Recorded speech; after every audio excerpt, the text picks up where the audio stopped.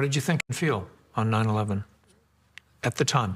يكذب عليك أي شخص يعيش في العالم الإسلامي والوطن العربي إذا قال لك أنه لم يكن سعيد في ذاك الوقت. This is Syria's interim president Ahmed al-Sara. As you might know, this guy was an Islamic State jihadist, and his another name is al-Jilani. But now he is Syria's president. Not too long ago, US rewarded $10 million for this guy, $10 million. But recently, President Trump met this guy. But what is said here is not a lie. It's true that if any Muslims from an Islamic country tells you that they did not celebrate 9/11 or they don't support 9/11 terrorist attack, they are lying. Almost every Muslim I know, they either celebrated 9/11, they see it as an achievement for the Islamic world or for the Islamic groups, or they find a justification that America did this, America did that, that's why Islamic groups had to attack America. The powerful United States has been harmed, has been seen to be vulnerable, has been hurt, I suppose, in the broadest sense. Atmosphere, the V sign for victory being displayed in East Jerusalem today among jubilant Palestinians that the United States had been subject to this attack. May issue this condemnation. Look at this. We're seeing people applauding, clapping, smiling, happy to know that thousands of Americans have died in this sneak attack. And there you see a V for victory. One youth was quoted as saying as he received Muslims celebrating in Lebanon. I'm from Hindu community in Bangladesh, and I remember we had this long one-page calendar in our house celebrating 9/11 terrorist attack because one of the Muslim groups, they put it in our house and we could not take it down. It was there for months. But now we have this narrative in Western countries and in America that Muslims don't support terrorism or they don't support jihad, but jihad is part of their religion. Again, it's not my words, it is Syria's president's words. So this guy, as I said, was an Islamic State jihadist, but now he is a president of the country. He was, at the beginning, he was with the Islamic State, and then he was with Al-Qaeda. Al-Qaeda is the one who is responsible for 9/11 terrorist attack, and then he created his own jihadist or rebel group they call HTS. If you don't know what is Islamic State is one of the most extremely brutal terrorist organization on earth. It is still there, but it is not as strong as it was in 2015 or 16. Islamic State did everything a human can imagine or can't imagine. It killed thousands of people. It is directly responsible for killing at least 100,000 people. It killed thousands of Yazidis. It took 6,000 to 10,000 Yazidis as sex slaves. 10,000 Yazidis as sex slaves, and then they openly sold them in the market. It burned down 19 Yazidi girls in front of other Muslim kids because they denied to convert to Islam. It cooked the kid and then they served that as a food to that kid's mom. These are like some example. It did anything you can imagine. من قتلتهم وذبحتهم ما قارب 900 اشتري. 900. How many women, how many children do you think you've raped over the years? لهاي الفترة بقيت وياهم تقريبا يقارب تقريبا بالخمسينات. بالنسبة لنا كانوا صغار 15 16 ولا كبار تقريبا يقارب فوق 200 سنة. What was going through your mind? Talk to me. Tell me what you're thinking when these girls are screaming for you to stop and you don't, you continue. والله هي حالة ممارسة الجنس، يعني كل شخص ما يقدر ينفصل عن هذا الشيء، يعني هي إرادة قوية. يعني رغم هالشيء قد كانت تمنعني من هذا الشيء، يعني بس مني أخلص وياها يعني. And it was mostly targeted to Yazidis, Christians, the non-Muslim groups, and also the Shias, because they don't see Shias as proper Muslim, because it's a Sunni Islamic group. Now here comes to the point. Now I see why President Trump made this guy, because this guy, HTS, is a Sunni rebel group or jihadist group. So if you look at the map, they actually helped to defeat Russia and Iranian influence in Syria. And now this Saudi Arabia, Syria, and the rest of these countries are Sunnis. On the other hand, we have Iran, and then some part of Iraq are Shia dominated. So they see your enemy's enemy is your friend. So in that case, it makes sense, like you're making a new alliance because Iran is a bigger threat.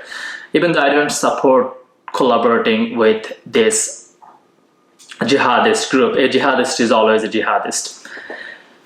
But you got the complexity of political religion here. No other religion on earth they're fighting to defeat or overturn or uproot their government and then establish a jihadist government. No other religion. There is no Hindu group or Christian group is fighting against their government to uproot their government and then establish jihadist group. It is only exist in Islam. And that's why Islam is the only political religion on earth. And this is where it's very important to understand the political nature of Islam so that you can understand when it comes to your country, when it's come to your town, you can understand what is coming next. Let's go back to World War II. We all hate Hitler and Nazi Germany, what they have committed during World War II for their atrocities against Jews and the world. But do you know at the time many world politicians, they made Hitler or Nazi leaders to get their support. For example, Subhash Chandra Bose, he is one of the most revered politicians in India. He met Hitler to get support from Nazi Germany so that he can fight against British Empire in British India. But Hitler was not very interested in India, so he did not get much support.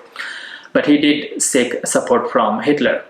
By the way, Subhash Chandra Bose's daughter was born in Germany during World War II.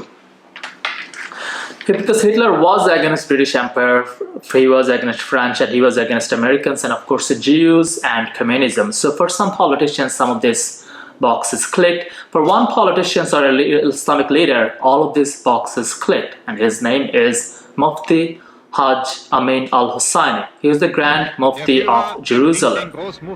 So he was the supreme leader of Palestinian Muslims during World War II. So that is, he is like the Ayatollah of Iran. As you know, at the beginning of World War II, Nazis were not intended to kill the Jews or exterminating the Jews. Their goal was to expelling the Jews from Europe, Germany, and they're like segregating or separating the Jews from the main society. But there is this claims that this guy, Hajj Amin al-Husseini, is the one who convinced Hitler to exterminate the Jews. So even though World War II started in September 1939, the mass extermination or the mass killing of the Jews did not start until late 1941, and by early 1942, the final solution, that is the mass extermination of the Jews, was approved. And this guy, Hajj Amin al-Husseini, met Hitler in November 1941. So it makes sense why he did that, because if you read Quran or if you read Islamic holy books, it is very clearly written to kill the Jews. Hitler didn't want to exterminate the Jews at the time, he wanted to expel the Jews. And Hajj Amin al-Husseini went to Hitler and said, if you expel them, they'll all come here. So what should I do with them? He asked. He said, burn them. Other attacks on the Jewish community in 1920, 1921, 1929 were instigated by a call of the Mufti of Jerusalem, Hajj Amin al-Husseini, who was later sought for war crimes in the Nuremberg trials because he had a central role in fomenting the final solution. He flew to Berlin. Hitler didn't want to exterminate the Jews at the time, he wanted to expel the Jews. And Hajj Amin al-Husseini went to Hitler and said, if you expel them, they'll all come here. So what should I do with them? He asked. He said, burn them. This is not widely accepted claims, but it is a claim and it is not widely accepted. But what is widely accepted, that this guy, Hajj Amin al-Husseini, the Grand Mufti of Jerusalem, helped Hitler. He was happy that Hitler and Nazis were killing the Jews. And he was unhappy because they are not killing enough Jews and are not killing fast enough. And he even sent the letters, or like even said to the Western leaders that Western leaders don't send your Jews to Palestine, send them to Poland, because he knew there is extermination camp in Poland for the Jews. So he knew about it. And what is also well accepted that this guy created a 30,000 strong Muslim army to support Hitler, mostly or mainly Bosnian Muslims. If you know, Hitler was a fan of Islam. He admired Islam, not because of he liked the teachings of Islam, but because he saw how Islam creates or united or created fighting mentality.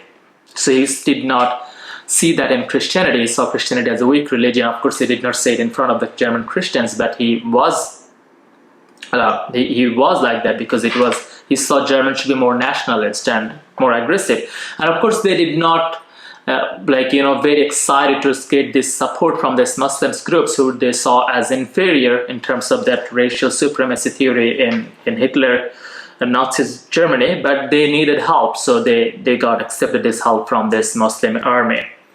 What is also well accepted that this guy, Hajj Amin al-Husseini, he openly, in many of his broadcasts, first of all, he was expelled from Palestine because he was the collaborator, he incited a pogrom to kill the Jews, and it killed many Jews at the time in Palestine. That's why he was expelled in the first place. And then he went to Syria and then went to Germany.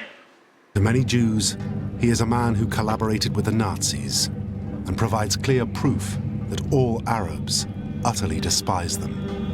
He clearly supported the extermination of millions of Jews. In his own words, he said, "Kill the Jews wherever you find them. This pleases God, history, and religion."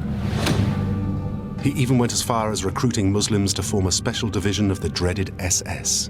What is well accepted that this guy, in one of his radio speech, he said, "Arise, O sons of Arabia, fight for your sacred rights, slaughter Jews wherever you find them.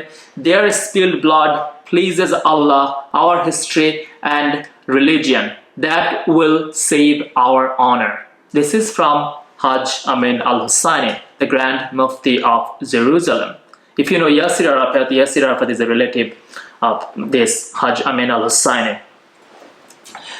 Anyway, after World War II, every symbol of Nazis were destroyed because Nazis were defeated.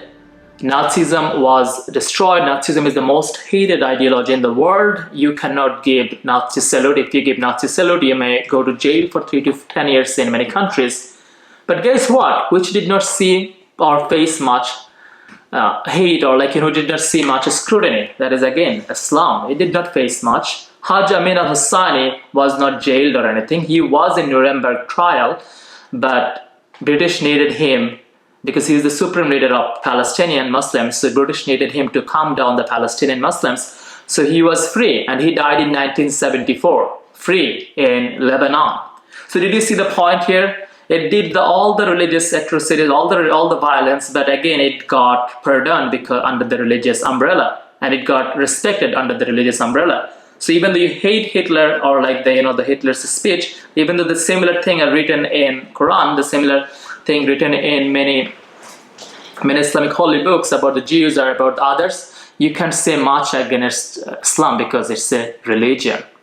So apparently if Hitler called Nazism a religion, it would have been still alive and strong enough, and Hitler probably would have been worshipped as one of the religious preachers. This is the same thing happened in Britain. Today, 39% of UK Muslims are from Pakistani origin, 15% of Muslims are Bangladeshi origin. How come these two countries, which are thousands of miles away from Britain, 54-55% Muslims came from only these two countries, right? Interesting, right?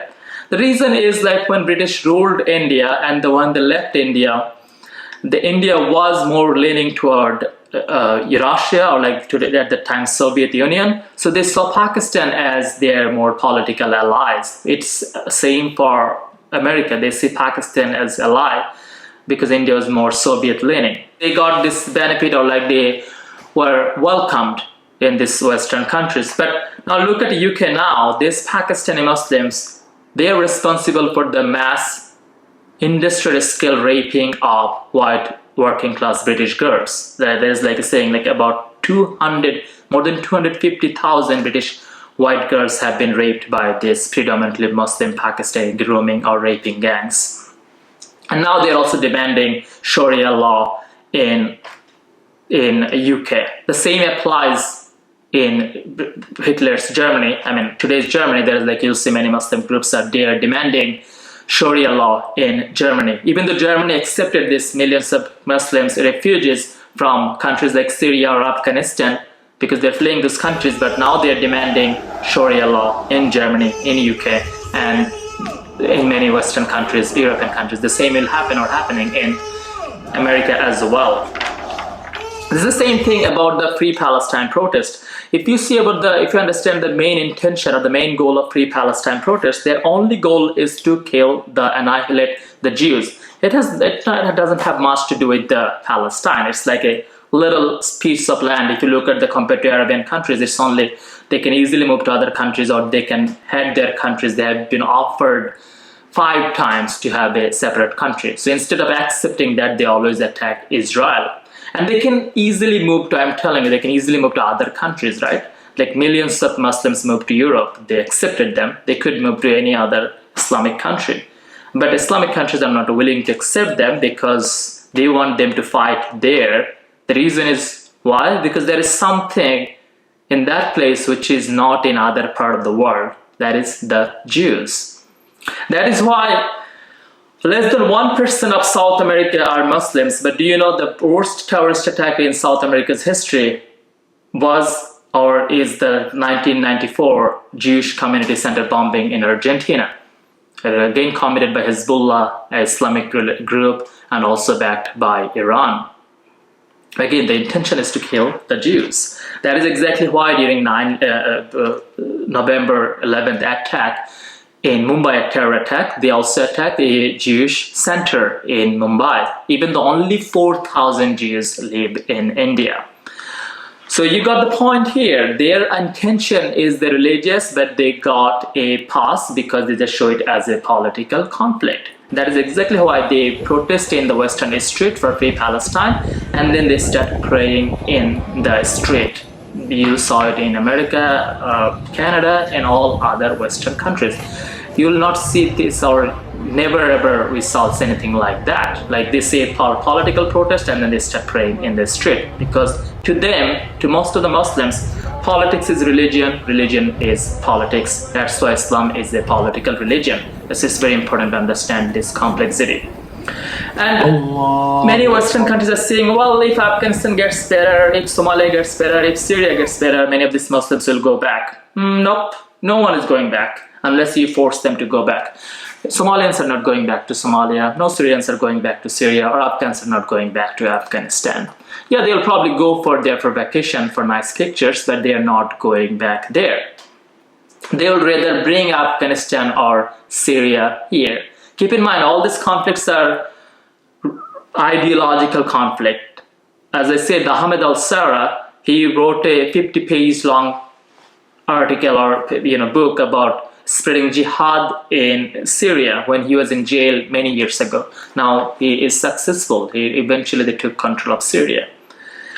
So that's the problem that's the biggest threat of Muslim immigration in non-Islamic countries. Again, I'm not against Muslims. They can do whatever they want in their countries. But it's very dangerous if you mix Muslims with non-Muslims, because now you are opening the gate to destroy your non-Islamic culture and non-Islamic religions. If you study history, it's the same thing happened over and over again. That's why you'll see, like in Islamic countries, non-Muslims can barely survive. But again, it is a religion, so you can't say much about it, and that's why it's very complicated about the political religion, because it committed all the atrocities, and then it gets shelter under religion. That's why you'll see many Western preachers, Muslim preachers, they can openly say, "Hey, we'll abolish U.S. Constitution. We'll bring a political revolution in the U.S. or other countries." They openly say it. But these are all political threats, but they get, again, shelter under freedom of speech, freedom of religion. Is that what we as Muslims want to implement here in the United States? We believe the Constitution should be replaced by the Quran. First move that I will do, I will abolish the Constitution, and I will establish the only logical and rational Constitution, which is the Quran and the Sunnah of Rasulullah sallallahu alaihi wasallam. When it comes to spreading Islam, on a state level, on a societal level, that method prescribed is jihad. Allah subhanahu wa ta'ala has prescribed that the ones who don't accept the ruling of Islam, they must be fought. This is simply the command of Allah subhanahu wa ta'ala. As we're here living in the US, what is our role now? What is the way forward? Let me just quote for you an ayah of the Quran, and I'm going to try to encapsulate it. Allah is saying, do not obey the disbelievers. Don't yield to them. And then He gives us the process of what to do next. وَجَاهِدْهُمْ بِهِ جِهَادًا كَبِيرًا. And so make jihad against them. What is your duty as a member of the Ummah now that you are also an American? It is our physical jihad duty to fight the entire earth until we enter it into the Ummah. Talking about establishing Islam, and I think that's our jihad, to be honest. For us Muslims living in the West, Yes. our jihad is to establish the deen of Allah through all means necessary. And in that long-range process of making America Muslim, all of America Muslim. Disbelieving Allah is a crime. Committing shirk with Allah is a crime. That's why I said every single kafir is a criminal. Bring about a revolution. If every one of us, brothers and sisters, we are in this audience over 10,000. If every one of us made it our goal that I'm going to change the minds of 10 people, 10 people, I'm going to change the minds of 10 of my colleagues, 10 of my friends, 10 of the people I associate with in the next year. That would automatically mean 100,000 people are now seeing the world from a different perspective. If all the Muslims of America did the same thing, what would happen? We would literally bring about a political and cultural revolution. This is our job in this country. This is the biggest danger of political religion. So you must say, what's the solution? What's the solution is to have just a relationship with this Islamic country, just a transactional relationship. You don't need to get so much close with those people. You get oil, you pay, things like that. You don't need to bring them here, because if you bring them here, now you're taking the risk of creating Al-Julanis in Michigan, in Minnesota, or in Melbourne. Thank you.